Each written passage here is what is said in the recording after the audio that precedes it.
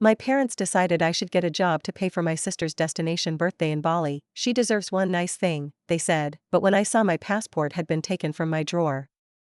I'm Simone. I'm 26 and live in Asheville, North Carolina. Born and raised. I've never lived anywhere else, though I used to dream of moving away, Boston, maybe, or Seattle. Places with good bookstores and cheap diners and streets that aren't full of ghosts. But life doesn't always go the way you think it will, especially when your entire family seems dead set on keeping you in a very specific, very confining box. I'm the older daughter in a family that's built its entire identity around my younger sister, Mariel. She's 21 now, 5 years younger than me, but you'd think she was a princess from the way my parents act around her. Everything Mariel wants, she gets.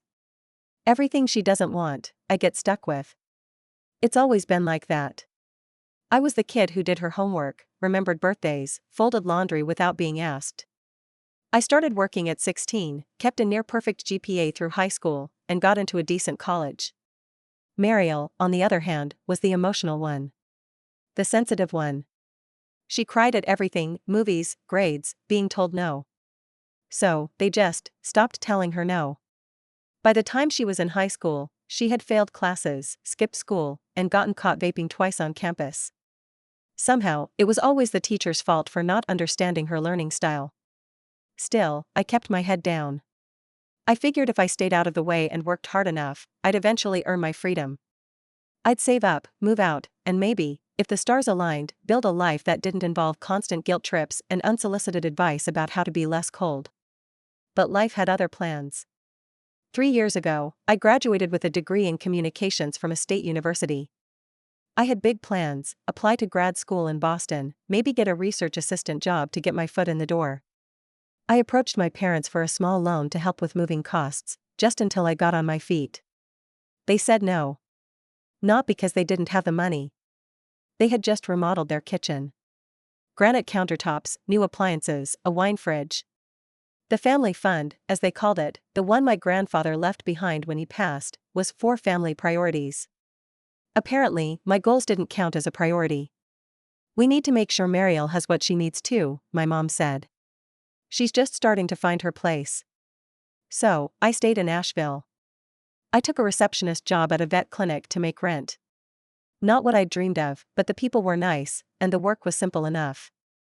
I found a little studio apartment a few blocks from the clinic. Small, nothing fancy, kitchen the size of a closet, but it was mine. I told myself it was temporary. And then, this past winter, everything imploded. It started with a phone call. My mom asked me to come over, said they had something important to talk about. I should have known then. There was always something important when it came to Mariel. I got there on a rainy Sunday afternoon. The smell of cinnamon rolls was in the air, store-bought, but she'd put them in a baking dish to make it seem like she made them herself.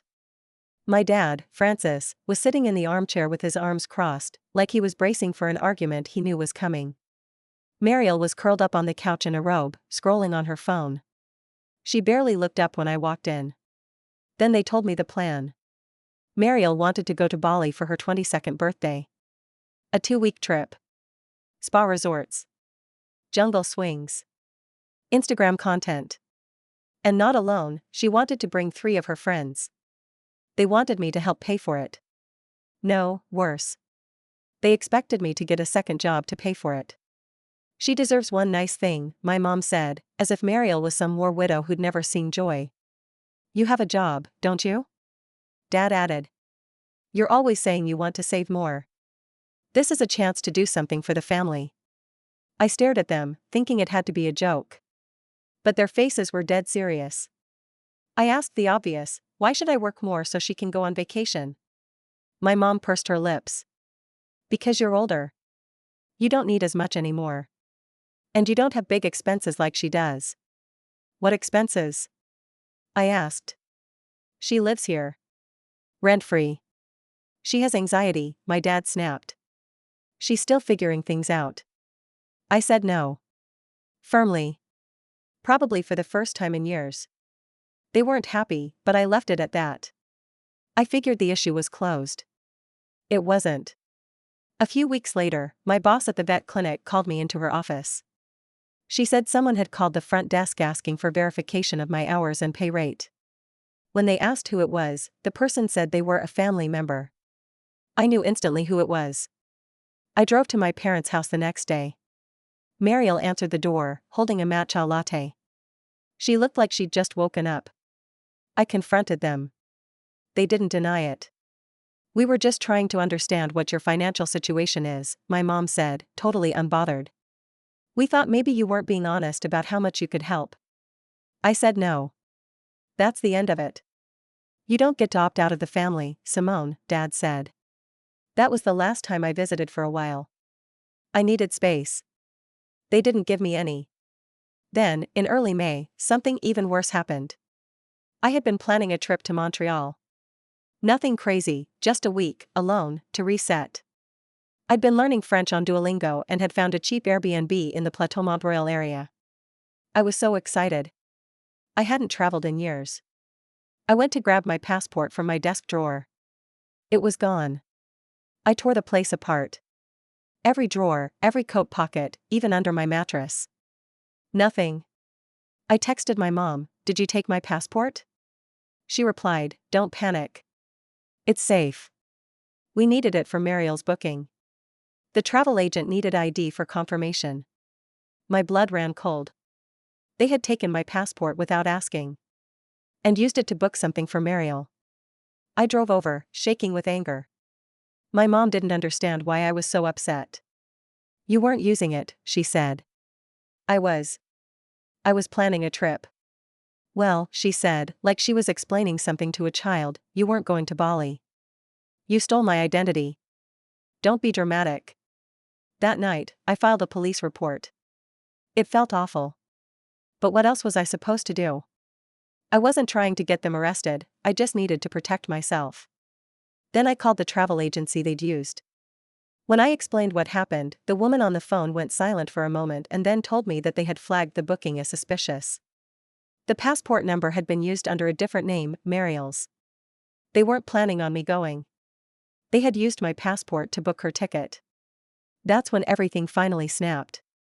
I stopped speaking to them completely after that. It wasn't dramatic. It wasn't some loud blow-up where I screamed and they cried. It was just silence.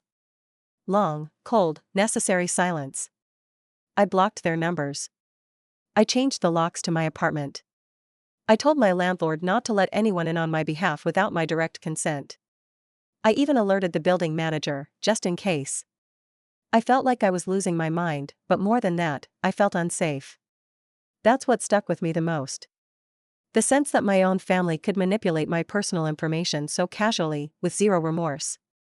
You might wonder why I didn't involve lawyers, or try to escalate things further. I thought about it. I had the police report. I had the message from my mom, essentially admitting what they'd done. But I also knew the second I took legal action, it would confirm every horrible thing they'd ever said about me, that I was cruel, ungrateful, hard-hearted. That's how they talk about people who don't fall in line. I still had work, and I couldn't afford to mentally collapse. So I focused on getting a new passport. Rush processing, expedited delivery. It cost a fortune. But I got it. I told no one. And I finalized my trip to Montreal. In the days leading up to it, I received letters. Not emails, not texts, letters. 3 in total. The first was from my dad, and it was one sentence long, "You've made your point. Enough is enough." The second was from my mom. 5 pages. Full of flowery language, long-winded justifications. How they were just trying to help Mariel feel celebrated. How it was unfair that I always compare myself to her.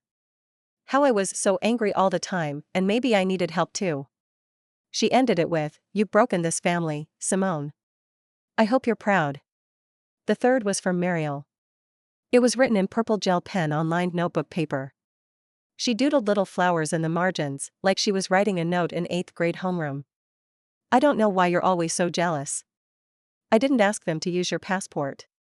They just did what they had to do because you're always so difficult. Maybe you should learn to be happy for other people." No apology. No understanding. Just a slap in the face dressed in glitter pen and fake innocence. I didn't reply to any of them. Instead, I packed my small carry-on bag, printed out my itinerary, and flew to Montreal on a warm Tuesday morning. It was my first time traveling alone. I stayed in a modest Airbnb just off Boulevard Saint Laurent.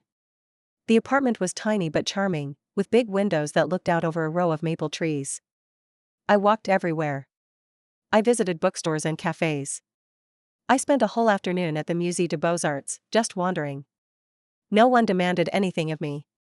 No one asked me for money. No one took anything from me without asking. For the first time in years, I felt like I could breathe. I didn't post anything about the trip online. I didn't want to invite commentary or questions or guilt. I didn't owe anyone a performance. I didn't owe anyone anything, really. One morning, I sat at a cafe in Mile End with a strong coffee and a warm croissant, and I wrote a postcard. Just one. To myself. To the version of me that said no. You were right. Keep going. I mailed it to my apartment in Asheville. When I returned home, the silence was still there, but it felt like peace now, not punishment. For the first few weeks, I kept waiting for something else to happen. For another letter. A surprise visit. A voicemail full of crying or screaming or bargaining. But nothing came. It was like I'd finally crossed the line they didn't expect me to. I'd stopped playing my role. And they didn't know what to do with that. Of course, the guilt crept in. I'd have moments, especially late at night, where I'd stare at the ceiling and wonder if I'd overreacted. If maybe I was being too harsh, too cold. But every time, I reminded myself, they didn't just take my passport. They took my choice. My identity. They used me. They didn't apologize. They still haven't. People think betrayal is one big moment, a dramatic reveal, a screaming match, a door slamming shut. But that's not how it works. Betrayal is quiet. It's slow. It's 1,000 tiny decisions someone makes where they choose themselves at your expense. And one day, you finally notice. One day, you look around and realize, none of this is love. It's control. Obligation. Performance. And then you walk away. I haven't told anyone else in my life the full story, not friends, not coworkers. I don't know how to. It sounds so petty on the surface. They took your passport? So what? But if you've ever had your trust violated by the people who raised you, you know it's never about just one thing. It's about years. Patterns. The way they look at you and never really see you. I'm not ready to say this story is over. Honestly, I don't know what comes next. But for once, I'm not letting them write the ending. A few weeks after I got back from Montreal, something strange happened. I ran into my aunt, my mom's sister, Denise, at the grocery store. I hadn't seen her in over a year. We were never especially close, but she'd always been civil, the kind of person who smiled too much and stayed out of family conflict. I could tell the moment she saw me that she knew. Her expression froze just slightly, and then she pulled me into a tight hug like I was a soldier returning from war. "Oh Simone," she said, eyes searching my face like she expected to see bruises. "I've been meaning to call you." I didn't say anything at first. I didn't know what she'd heard, or how much my parents had twisted the narrative. She cleared her throat and added, "Your mother is very upset." I exhaled slowly and nodded. I figured. Denise gave a sad smile. "She told me you ran away to Canada without telling anyone and cut the family off." Of course she did. "I didn't run away," I said. "I went on a trip. One I paid for myself. After my parents stole my passport to book a ticket for Mariel." Her eyes widened. "Wait, what?" I explained it calmly. Not the dramatic version. Just the facts. How they took my passport without permission, how they tried to use my ID for someone else's travel plans, how they didn't even seem to think it was wrong. I watched as her face morphed from polite concern to something more shocked, ashamed, even. "They told me you were lashing out. That you were jealous." That word again. Jealous. It was their favorite weapon. "I think I finally just got tired," I said, and left it at that. Denise walked with me to the checkout. As we waited in line, she touched my arm and said, "You didn't imagine this, Simone. It's not crazy. If it had happened to me, I'd feel the same way." It meant more than I expected it to. A few days later, I got a message from her. She said she'd spoken with my mom again and mentioned our run-in. She's still angry, Denise wrote. But I think she knows she crossed a line. She just doesn't know how to admit it. That part didn't surprise me. My mother had always been the kind of person who dug her heels in once she felt threatened. Apologizing meant admitting she wasn't perfect, and my mother, Renee, didn't believe in imperfection. Not when it came to herself or Mariel. Still, something about Denise's message made me feel conflicted. Like maybe this whole thing hadn't blown over in their minds as cleanly as I thought it had. Maybe they weren't moving on. Maybe, for the first time, they were sitting with the consequences, too. Around that time, I started therapy. A coworker of mine, Amira, a vet tech at the clinic, had recommended her old therapist when she found me crying in the break room one morning. I hadn't planned to cry. It just happened. She handed me a Kleenex, sat down, and said, "You know it's okay to admit your family hurt you, right?" Her words stuck. The therapist, Dr. Norwood, was older, maybe mid-60s, with white hair and a voice like warm tea. In our first session, she asked me why I was there. I told her I didn't even know where to start. "They used me," I said. "Like I was a tool. Like my life didn't belong to me." She nodded slowly and said, "That sounds incredibly painful." I think I cried for most of that session. But week by week, it started to feel manageable. We talked about enmeshment, parentification, boundaries. Words I'd never really used before, but that described my life perfectly. How I'd been cast in the role of caretaker, provider, fallback plan, while Mariel got to be the cherished, protected one. How I was taught that saying no was the ultimate betrayal. That the only way to be good was to be useful. "You've been living someone else's idea of family," Dr. Norwood said. "But what happens when you decide to live on your own? It's not easy, cutting ties with people who raised you. Especially when you know exactly how they'll spin it." I could picture it perfectly, Renee at her book club, sighing loudly, saying, "We don't know what happened. Simone just changed." And Francis shaking his head in quiet disappointment. Mariel posting vague quotes on Instagram like, "Some people can't stand to see others shine." But I couldn't go back. Not now. One afternoon in late July, I came home to find a package on my doorstep. No return address. Inside was my original passport. No note. No explanation. Just the small navy book, placed in a plain manila envelope. It made my skin crawl. I didn't tell anyone. I locked it in a drawer and left it there. It felt like a trap, somehow. Like bait. Or worse, an unspoken dare. "Okay, now can you forgive us?" But forgiveness, I've learned, isn't a light switch you flip on. It's a bridge you build, and my parents never even came to the edge of the river. About a week after that, I saw Mariel in town. I was leaving the co-op with a small bag of groceries when I heard her voice behind me, loud and unmistakably theatrical, "Simone." I turned, instinctively. She looked different. Tired, maybe. Or bored. Her hair was longer, almost to her waist now, and she wore sunglasses even though it was overcast. "I've been texting you," she said, like we were just catching up after coffee. "I know," I replied. She tilted her head. "You got your passport, right?" I didn't answer. She sighed. "Look, I don't want this to be weird. Can't we just talk? Everyone's miserable." I stared at her, wondering if she genuinely believed she'd done nothing wrong. "You used my passport to book an international trip for yourself," I said. "You helped them steal from me." "I didn't steal, they just used it." "That's not how it works, Mariel." She pouted. "You've always had it out for me." And there it was. The core belief. The story she told herself to avoid accountability. "I didn't have it out for you," I said. "I just stopped letting you take from me." She muttered something under her breath and walked off. I watched her disappear into a boutique on the corner. And I didn't feel angry. I didn't feel sad. I just felt done. Not the dramatic kind of done.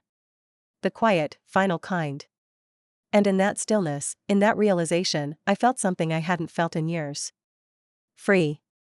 Weeks passed after that last run-in with Mariel. Fall crept into Asheville, slow, moody, and golden. The air turned crisp. Leaves crackled underfoot. It was the kind of weather that made you want to start over, clean things out, pull on a sweater and forget about who you used to be. And I was ready. By then, something had shifted inside me permanently. I didn't want back what I'd lost. I didn't want my old family dynamic, or fake apologies, or false peace. I wanted justice. Not the kind you get from courts or cops.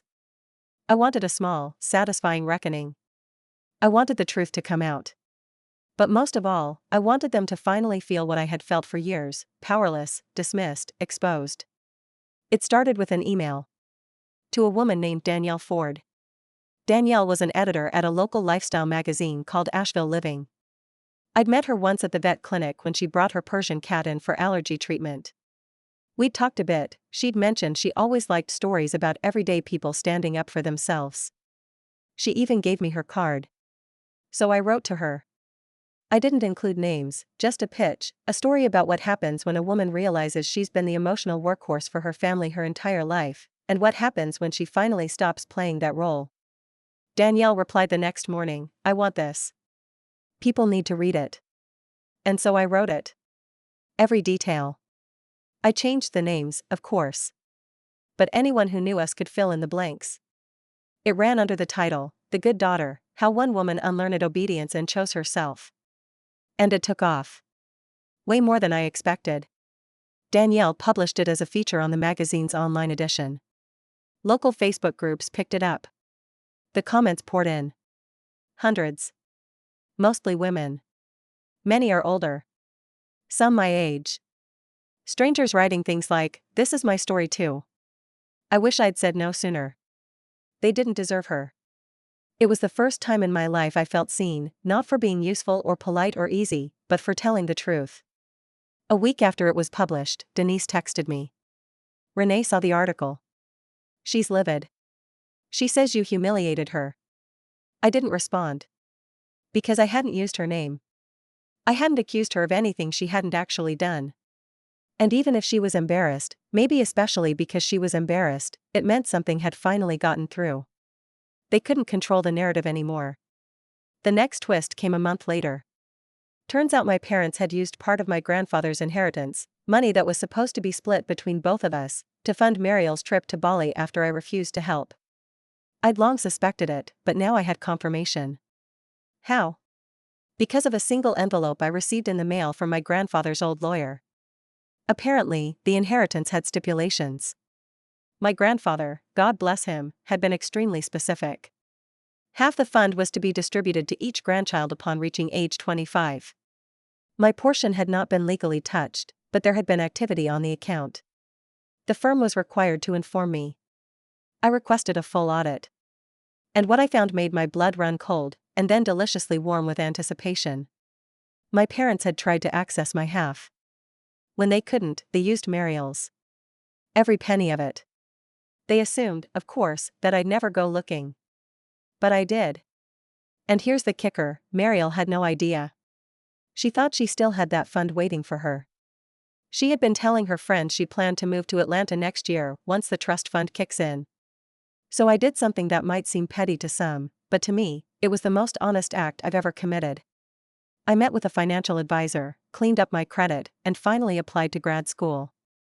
In Boston. And I used my half of the inheritance to pay for it. Every last cent. I booked the moving truck. I signed the lease on a small apartment in Somerville, not far from campus. It wasn't glamorous, but it was mine. I was finally leaving Asheville, for real this time. The day before I left, I sent 2 letters. One to my parents. One to Mariel. No emotion. No rage. Just facts. To my parents, I wrote, "I know you tried to use my inheritance. I know you violated my trust. I'm done pretending this family dynamic is normal or healthy. I'm moving on. Please do not contact me." To Mariel, I wrote, "Your portion of the inheritance is gone. Our parents spent it on your birthday trip. You may want to ask them about that. I've used my portion to build a life away from all of this. I suggest you do the same, without taking from anyone else." And then I left. 2 weeks after I settled into Boston, I got a text from an unknown number. It was Mariel. They said, "You're lying. Then another message, a few minutes later, but I checked the bank statement. It's true. And one final message, 4 days later, I don't know who I hate more. Them or you. I never replied. Because that wasn't the point. It was never about hurting her, or punishing them. It was about breaking the pattern. They had stolen from me, time, energy, agency. I didn't steal back. I simply took what was mine and walked away. And for once, no one could stop me. That's my story.